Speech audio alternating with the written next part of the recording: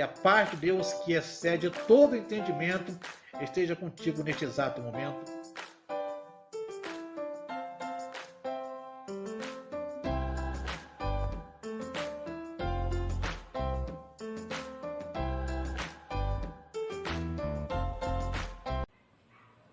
Saudações a todos vocês que estão me acompanhando agora. O meu desejo é que a paz de Deus, que excede todo o entendimento, esteja com vocês neste exato momento. Hoje eu começo uma série de novos estudos falando sobre alguns assuntos mais especificamente da Bíblia. E hoje eu quero tratar de um assunto que é muito importante para nós cristãos. Muito importante. Quero falar sobre oração. E já que vamos falar de oração, eu quero começar orando, pedindo ao Espírito Santo que nos ilumine para que nós possamos entender aquilo que nós vamos ouvir nesta ocasião. Vamos orar? Senhor, te agradecemos pela tua misericórdia e pedimos ao teu Espírito para que ele nos ilumine, para que possamos entender aquilo que vamos ouvir nesta ocasião. É o que te peço, em nome do Senhor Jesus. Amém. Amém? Eu gostaria que você abrisse a tua Bíblia no Evangelho de Mateus, capítulo 6, a partir do versículo 5. Evangelho de Mateus, capítulo 6, a partir do versículo 5.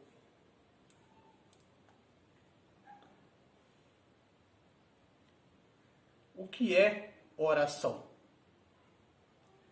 Às vezes nós complicamos demais as coisas. Oração é simplesmente conversar com Deus, dialogar com Deus. É contar para Deus tudo que sentimos, tudo que pensamos, o que acontece durante o dia, pedir a ajuda dele naquilo que precisamos, porque Deus se importa conosco. Deus, se dirigindo ao profeta Jeremias, ele disse: clama a mim e responder-te-ei e anunciar-te-ei coisas grandes e firmes que não sabes. Então, se você precisa da ajuda de Deus, você precisa clamá-lo, você precisa orar a Deus e Deus vai te responder. Bom, eu quero compartilhar com vocês alguns ensinos sobre a oração e nesse texto de Mateus capítulo 6, a partir do versículo 5 até o versículo 13, aqui nós temos uma oração feita por Jesus. Alguns chamam de oração dominical, outras chamam de oração do Pai Nosso. Eu quero usar a expressão oração ensinada por Jesus. Primeiro, a partir do versículo 5 até o versículo 7, Jesus faz algumas observações. Não é a oração propriamente dita que ele fez. Então vamos lá, versículo 6 aí. Mas tu, quando orares, entra no teu aposento e fechando a tua porta, ora a teu pai que está em secreto, e teu pai que vê em secreto te recompensará publicamente.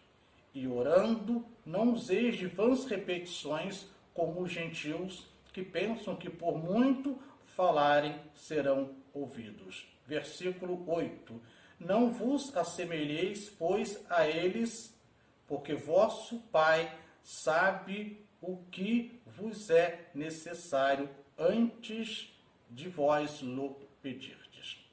Aqui, Jesus dá algumas orientações, tá? Alguns conselhos. Vejamos, Jesus ele vai dizer que Deus não tem prazer em orações exibicionistas. Jesus está num contexto judaico e os judaizantes, os praticantes da religião judaica, eles tinham o hábito de orar nas esquinas, nas praças, para se exibirem. Então Jesus aqui, ele orienta aos seus discípulos a não serem exibicionistas, tá? Ele diz que ele não tem prazer em orações exibicionistas. O segundo conselho que Jesus vai dar aos discípulos que estão com ele é que a nossa oração é dirigida ao Pai que nem todos conhecem. Ao Pai que nem todos conhecem. Jesus, no Evangelho de João, ele vai dizer que Deus ele é Espírito. E ele vai nos ensinar que devemos adorar Deus em espírito e em verdade. Então aqui, Jesus ensina que a nossa oração, ela é dirigida ao Pai que nem todos conhecem. Terceira orientação que Jesus dá aqui é que o Pai nos recompensará. Tá? Esse Pai que não tem prazer em orações exibicionistas, esse Pai que nem todos conhecem Ele como Pai, Ele vai recompensar a oração, Ele vai recompensar aquele que orar a Ele. Outra orientação que Jesus nos dá aqui é que a nossa oração deve ser objetiva.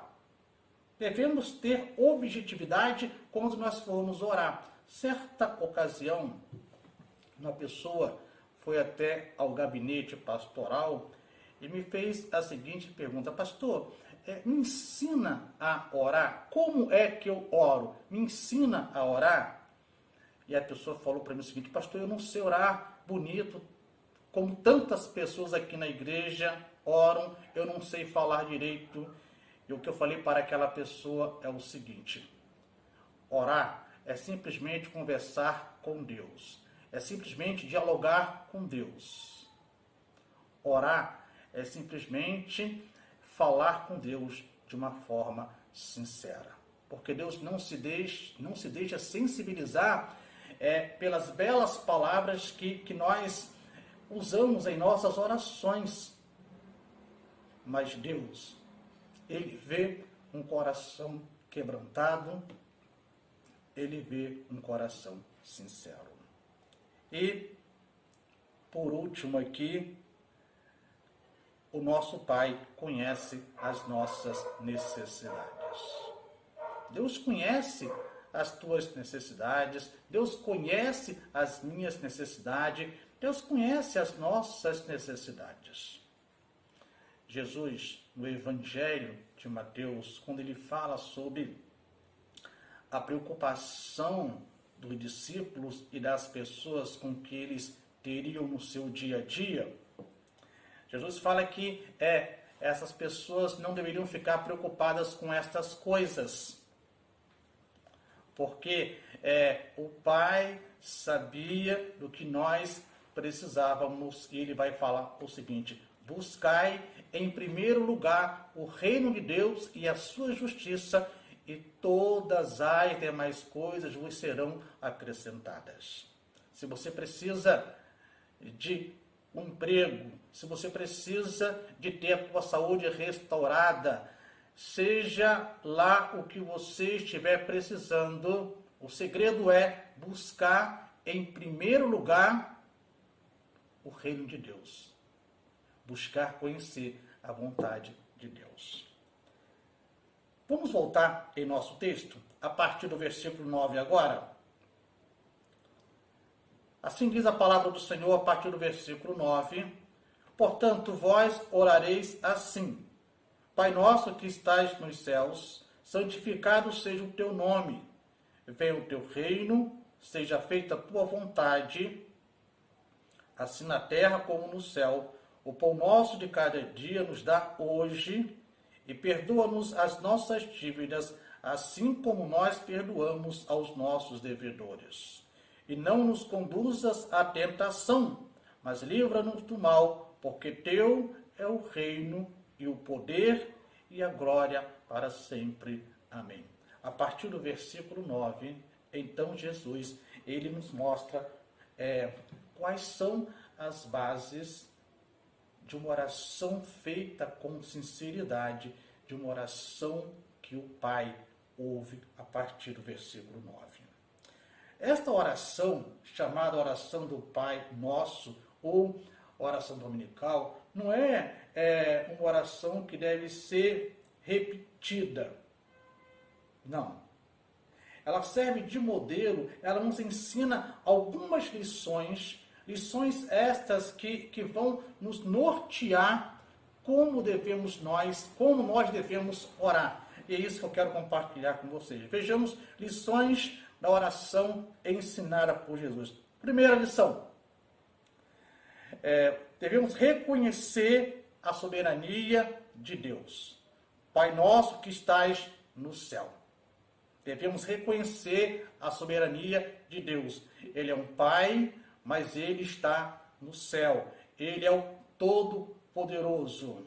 Ele é um Pai perfeito. É um Pai que não nos decepciona, não nos frustra. É um Pai que está sempre presente, seja qual for o momento, seja qual for a situação da nossa vida, esse Pai não nos abandona, Ele está sempre perfeito, Ele é soberano. A segunda lição que Jesus nos ensina nessa oração é reconhecimento da santidade de Deus. Deus é santo. Por isso que o nosso relacionamento com Ele tem que ser um relacionamento santo. Então, essa oração, ela nos faz entender que o nosso Pai, Ele é santo. A terceira lição é o reconhecimento da vinda do reino no presente e sua implantação no futuro. O reino de Deus está presente em nosso coração quando nós aceitamos Jesus. Quando Jesus, ele se torna Senhor da nossa vida. Quando somos convertidos ao Evangelho, quando Jesus, então, ele assume o controle, ele assume a direção da nossa vida, o reino de Deus está presente em nosso coração, em nossa vida, a partir do momento que nós passamos a viver de acordo com a vontade de Jesus. Mas este reino de Deus, ele será estabelecido definitivamente, universalmente, quando então Jesus voltar para levar a sua igreja, voltar para estabelecer o seu reino sobre toda a face da terra. Uma outra lição que nós aprendemos com a oração de Jesus é submissão sincera à vontade de Deus. Faça-se a tua vontade, assim na terra como no céu. As situações em nossas orações que nós pedimos tantas coisas a Deus. E Tiago vai dizer que nós pedimos e não recebemos. Não recebemos porque pedimos mal. Muitas vezes nós somos egoístas demais. Pedimos muito para nós e nos esquecemos do nosso semelhante.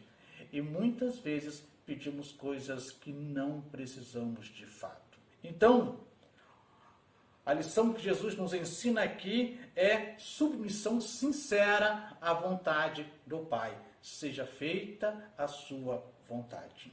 Uma outra lição que Jesus nos ensina na oração aqui é o reconhecimento que Deus sempre, tá? Reconhecimento que Deus supre as nossas necessidades pessoais. Pão nosso de cada dia dá-nos hoje. Deus pode deixar de nos dar tudo aquilo que pedimos a Ele em oração. Mas uma coisa é fato, uma coisa é verdade.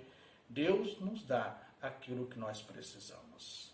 Então Deus supre as nossas necessidades. Deus nos dá aquilo que nós precisamos. E Continuando aí, nesta oração, Jesus chama a nossa atenção para uma atitude que às vezes temos dificuldade de colocar em prática, disposição de perdoar para receber perdão.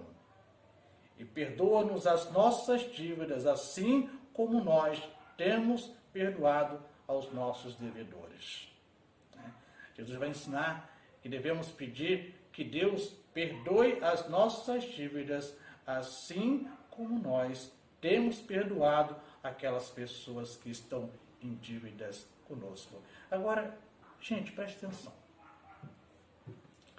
Pedimos para que Deus nos perdoe e falamos para Deus, olha, nos perdoe da forma que nós perdoamos aqueles que estão em dívida conosco.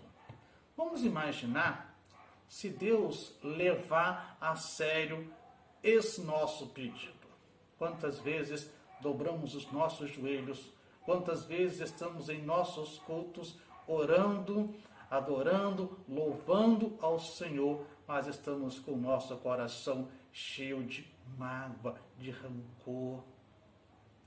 Não queremos perdoar aquelas pessoas que têm dívidas conosco, aquelas pessoas que nos magoaram, nos feriram. Então, é algo muito sério a ser pensado.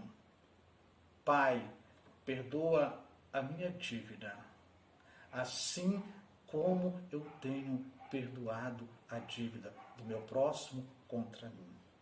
Uma outra lição que Jesus nos ensina nesta oração é proteção contra a tentação e as ações malignas, quando ele fala, e não nos deixes cair em tentação, mas livra-nos do mal. Nessa oração, Jesus, ele deixa bem claro de que o nosso pedido deve ser para que Deus não nos deixe cair em tentação. Logo podemos entender que nós seremos tentados.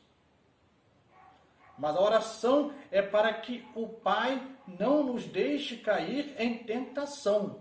Embora possamos ser tentados e vamos ser tentados, e Deus não tenta a ninguém, porque Deus não pode ser tentado, a tentação ela vem do nosso oponente. O nosso oponente, com base no conhecimento que ele tem da nossa vulnerabilidade, ele vai nos tentar e a intenção dele é fazer-nos cair. Assim como aconteceu no Éden, quando a serpente tentou Eva, e Eva caiu e Adão também caiu. Então aqui Jesus nos ensina, tá? Para que nós peçamos a Jesus que Ele nos ajude a vencer essas tentações. E, por último, desprendimento para adorar a Deus em sua glória. Pois teu é o reino, e poder e glória para sempre. Desprendimento, espontaneidade, adorar, louvar e cultuar o nome de Deus, esteja você onde você estiver.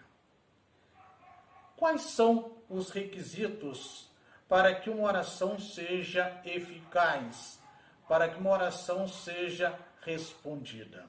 Quais são? Eu quero compartilhar alguns com vocês a partir de agora. Vejamos, as nossas orações serão atendidas se tivermos fé genuína, fé verdadeira.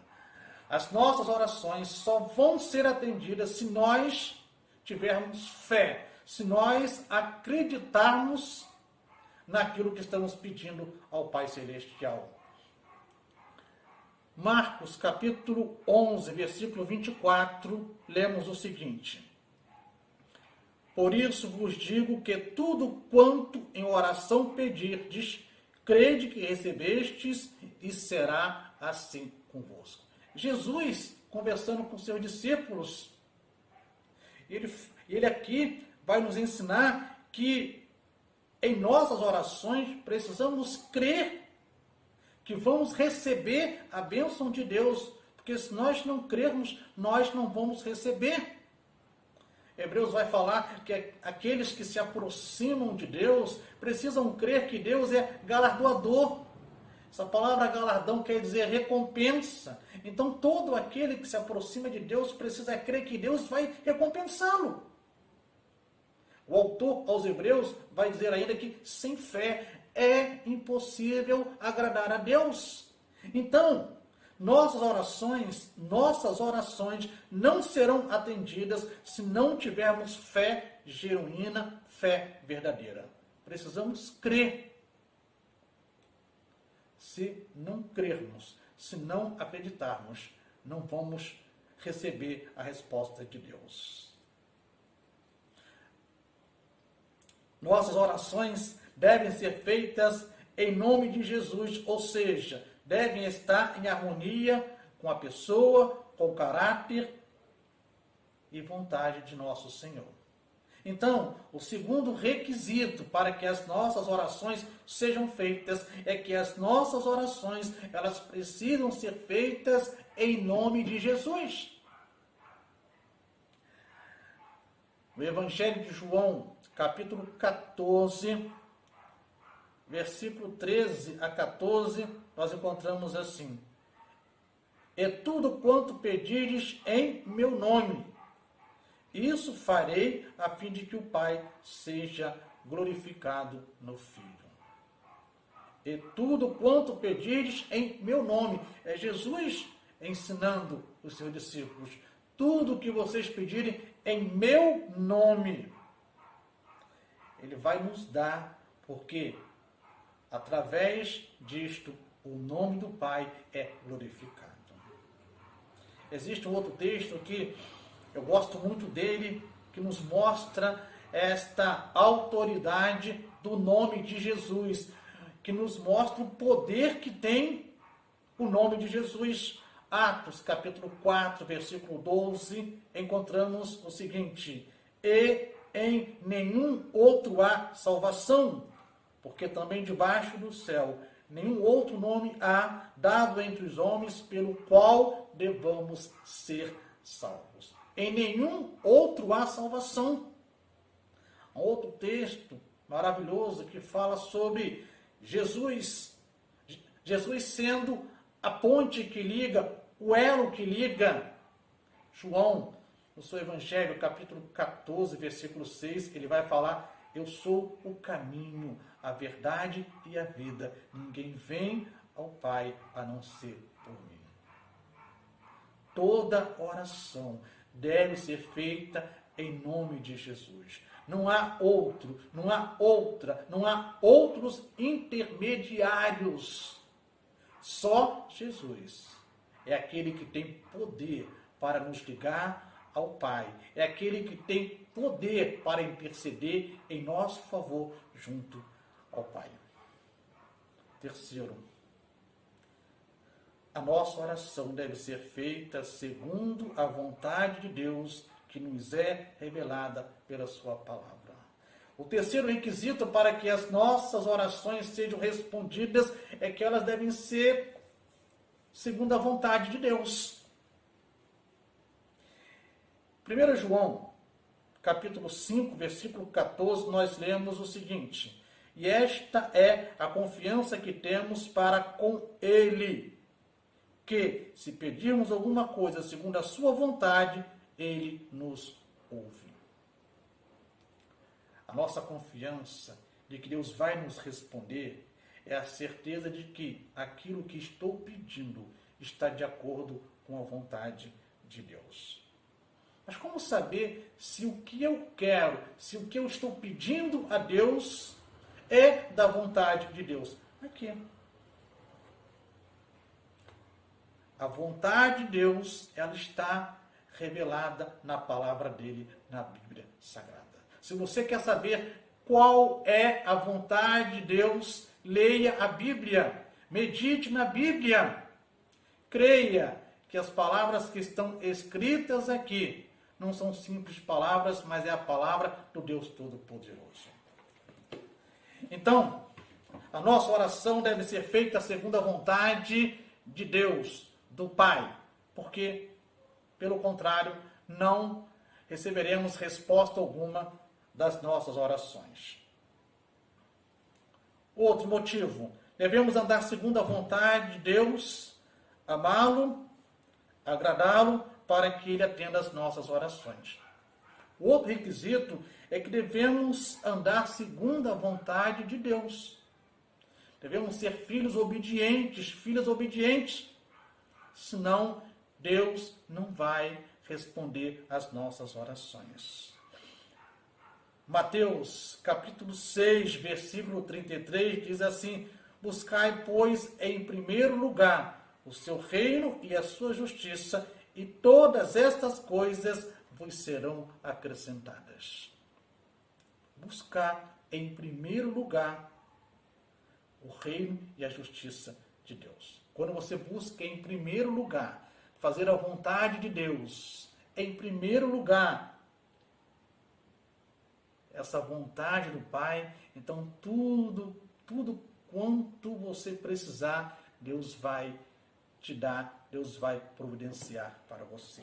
E, finalmente, por último, tá? Para uma oração eficaz, precisamos ser perseverantes. Há pessoas que começam a orar e no meio do caminho elas desistem. Elas desanimam, elas acham que Deus não está ouvindo as orações que elas têm feito, mas Deus está ouvindo sim. E no tempo certo, Deus vai dar a resposta. E Mateus, no seu Evangelho, capítulo 7, do versículo 7 ao 8, ele nos dá uma lição importante.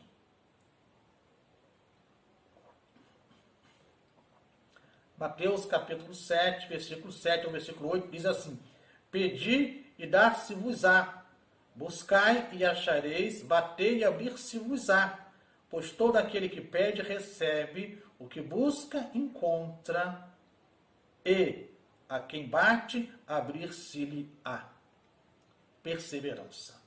Não desista, não desanime, Deus está te ouvindo. E no tempo de Deus, Ele vai responder a tua oração e você será abençoado. Eu quero compartilhar com vocês, a partir de agora, alguns exemplos de homens e mulheres de oração na Bíblia. Alguns exemplos de homens e mulheres de oração na Bíblia. Mulheres de oração na Bíblia. Ana, mãe do profeta Samuel, aquele que ungiu Davi como rei de Israel. Em 1 Samuel, capítulo 1, versículo 27, nos diz o seguinte: por este menino orava eu, e o Senhor me concedeu a petição que eu lhe fizera. Ana era estéril e ela queria ter filhos. Ela orou ao Pai Celestial e o Pai Celestial tornou aquela mulher estéril numa mulher fértil e ela pode ter Samuel e outros filhos. Um outro exemplo de mulher de oração é Esther. Esther era uma jovem judia que estava no império da Pérsia. Ela se casa com o rei da Pérsia, se torna rainha, e em um dado momento seu povo está em perigo, seu povo ele está sofrendo ameaças de morte, e um parente de Esther vai conversar com Esther, e olha só a resposta de Esther. Esther, capítulo 4, versículo 16, diz assim: vai, ajunta todos os judeus que se acharem em Suzã, e jejuai por mim, e não comais nem bebais por 3 dias, nem de dia, nem de noite. E eu e as minhas servas também assim jejuaremos. É claro que todo jejum ele deve ser acompanhado pela meditação na palavra de Deus e pela oração também. E a partir daqui, dessa oração que Esther e o povo judeu, e eles fizeram, a história do povo judeu foi revertida. Maria, mãe de Jesus, era uma mulher de oração. Atos, capítulo 1, versículo 14, diz assim: todos estes perseveravam unanimemente em oração e súplicas com as mulheres. Diz o texto: e Maria, mãe de Jesus, e com seus irmãos. Então estavam os apóstolos, os discípulos e outras mulheres orando, mas Maria, a mãe de Jesus, estava também orando com eles. Mulheres de oração. Homens de oração. Abraão, grande Abraão, um dos textos mais belos para mim, que fala sobre intercessão, é Gênesis capítulo 18, do versículo 23 ao 33, quando o Senhor revela a Abraão de que as cidades de Sodoma e Gomorra serão destruídas, porque o pecado destas cidades estão chegando à presença de Deus e este pecado está incomodando o Altíssimo. Abraão começa a interceder e Deus ouve a oração de Abraão. E por amor a Abraão, Deus não destrói o sobrinho de Abraão e as filhas do sobrinho de Abraão, Ló, que era o sobrinho de Abraão. Isaac também foi um homem de oração. Gênesis capítulo 25, versículo 21 diz: e Isaac orou insistentemente ao Senhor por sua mulher, enquanto era estéril, e o Senhor ouviu as suas orações, e Rebeca, sua mulher, concebeu. Rebeca era estéril. Isaac orou insistentemente, ele perseverou, e Deus tornou Rebeca uma mulher fértil. Josué, grande guerreiro, grande capitão, grande general, certa feita ele orou ao Senhor e disse assim: no dia em que o Senhor entregou os amorreus aos israelitas, Josué exclamou ao Senhor na presença de Israel: sol, pare sobre Gibeon, e você, ó lua, sobre o vale de Aijalon. Josué, capítulo 10, versículo 12. No versículo 13 deste capítulo, encontramos na sequência o seguinte: o sol parou e a lua se deteve. Josué pediu para que isso acontecesse e aconteceu. Elias, o profeta Elias. Elias era um ser humano comum. Ele orou fervorosamente. Deus respondeu a oração feita por Elias. Elias, ele está vivendo uma situação difícil. Ele está no Monte Carmelo. Ele está lá enfrentando os profetas de Baal. Ele ora ao Senhor. O Senhor responde a ele. E o povo judeu que estava vivendo um momento de idolatria profunda, esse povo reconhece que o Deus que respondeu a Elias era o Deus verdadeiro. Tiago vai nos dizer, em sua carta, no capítulo 5, versículo 17, ele fala: Elias era humano como nós, ele orou fervorosamente para que não chovesse, e não choveu sobre a terra durante 3 anos e meio. Elias, homem de oração. Daniel,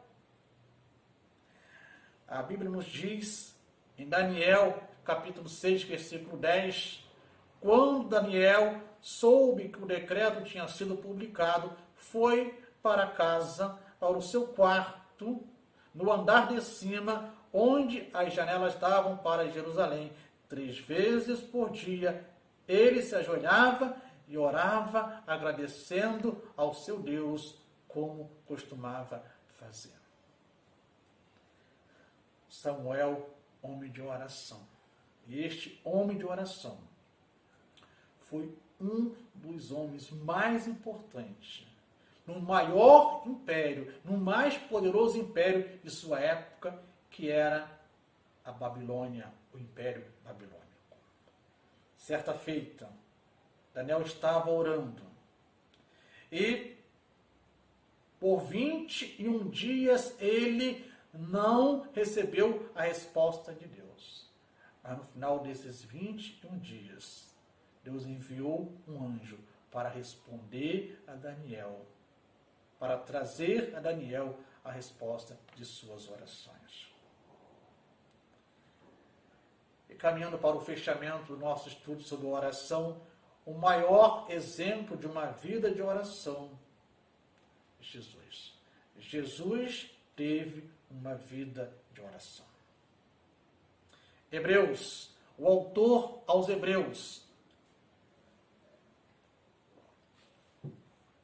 no capítulo 5, versículo 7, ele escreve o seguinte: durante os seus dias de vida na terra, Jesus ofereceu orações e súplicas em alta voz e com lágrimas àquele que o podia salvar da morte, sendo ouvido por causa da sua reverente submissão.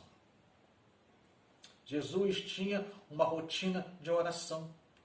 Quando você lê Mateus capítulo 14, versículo 23, tendo despedido a multidão, subiu sozinho a um monte para orar. Jesus tinha uma rotina de oração. Jesus orava quando as coisas iam mal. Mateus 26, versículo 36, então Jesus foi com seus discípulos para um lugar chamado Getsêmani e disse-lhes: sentem-se aqui enquanto vou ali orar.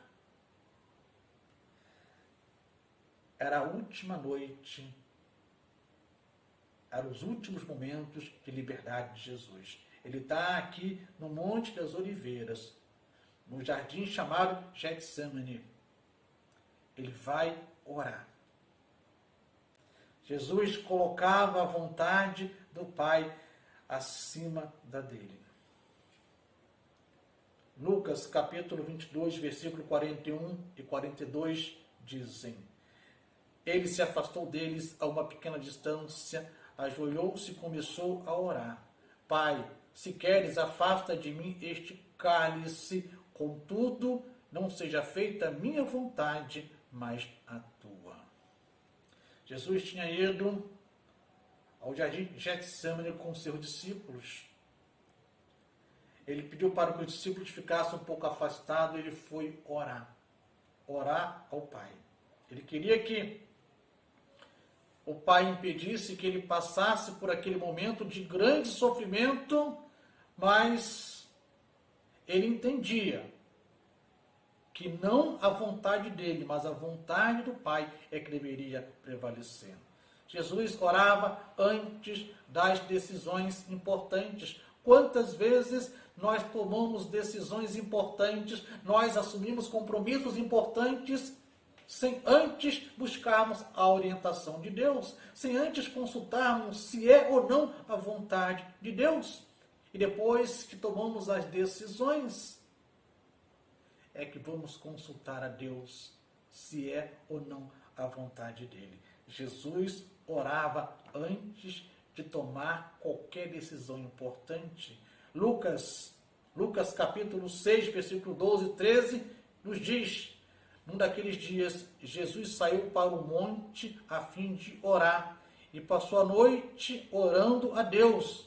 No versículo 13 agora: ao amanhecer, chamou seus discípulos e escolheu 12 deles, a quem também designou como apóstolos.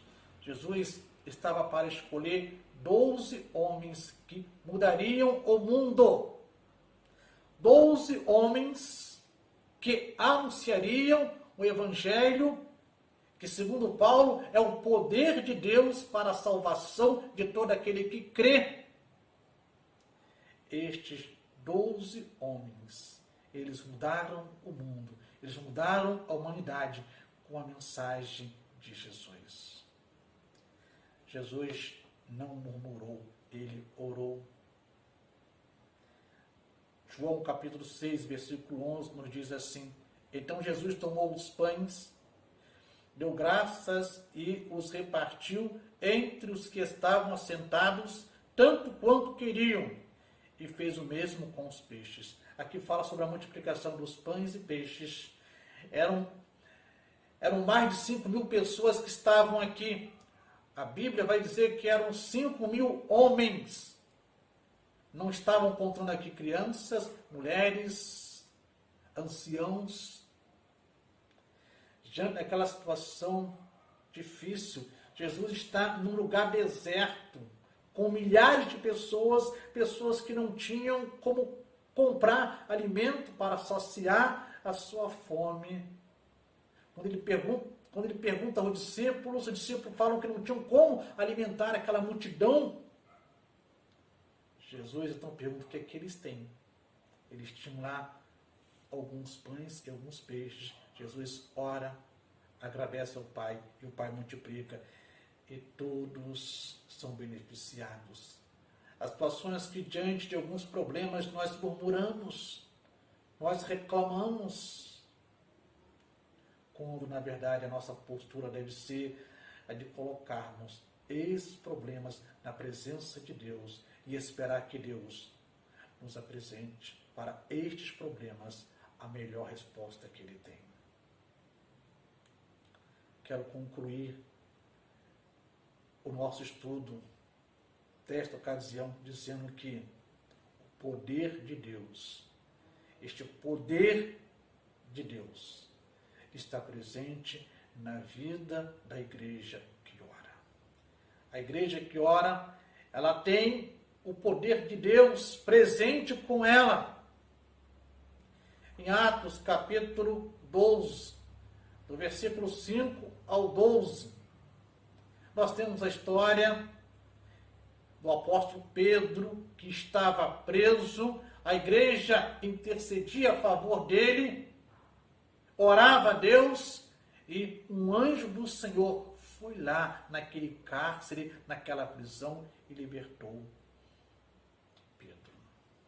Atos capítulo 12, versículo 5, diz assim: Pedro então ficou detido na prisão, mas a igreja orava intensamente a Deus por ele. E continua: na noite anterior ao dia em que Herodes iria submetê-lo a julgamento, Pedro estava dormindo entre 2 soldados, preso com 2 algemas, e sentinelas montavam guarda à entrada do cárcere. Repentinamente apareceu um anjo do Senhor, e uma luz brilhou na cela. Ele tocou no lado de Pedro e o acordou. Depressa, levante-se, disse ele. Então as algemas caíram dos punhos de Pedro.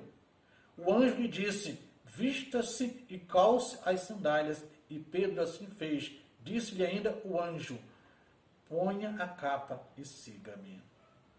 E saindo, Pedro o seguiu, não sabendo que era real o que se fazia por meio do anjo. Tudo lhe parecia uma visão.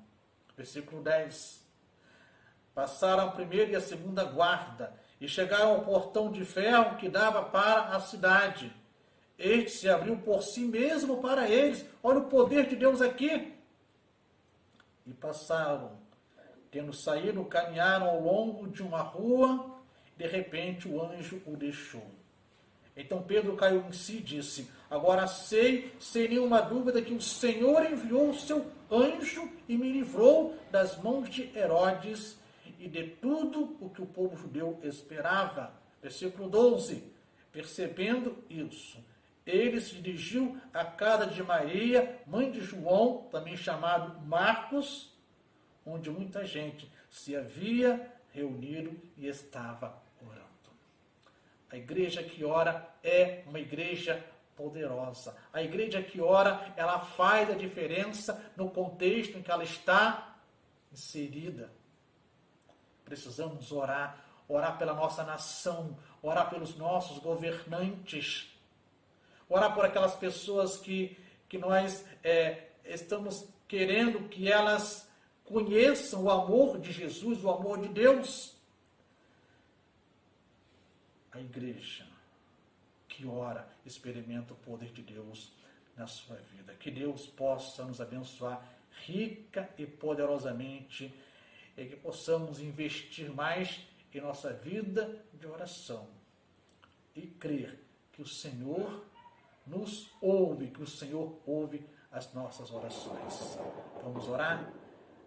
Senhor, te agradecemos pela tua misericórdia, te agradecemos pela tua palavra nesta ocasião e te pedimos, ó Deus, ajude-nos a entender que uma igreja que ora é uma igreja poderosa, é uma igreja que faz a diferença no contexto em que ela está inserida, Senhor.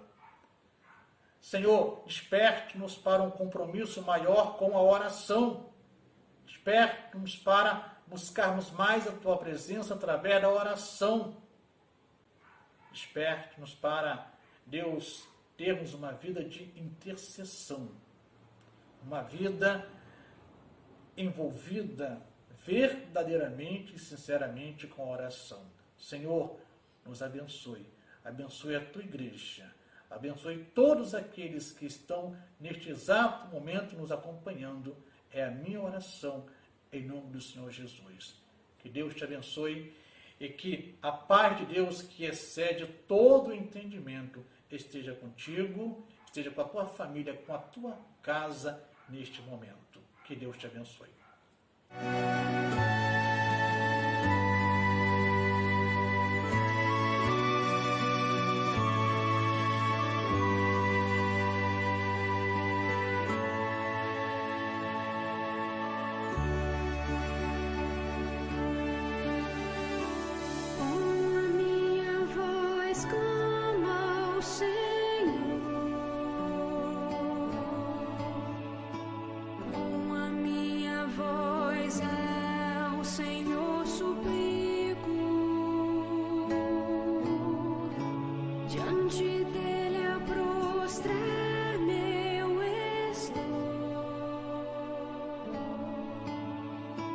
Diante deles ponho a minha aflição.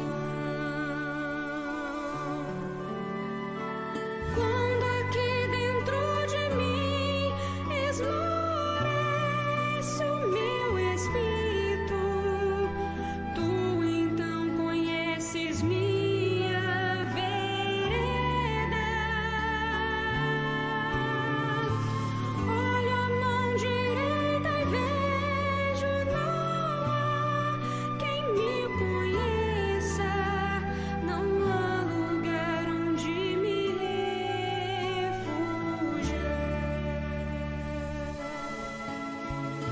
Com a minha voz clamo ao Senhor,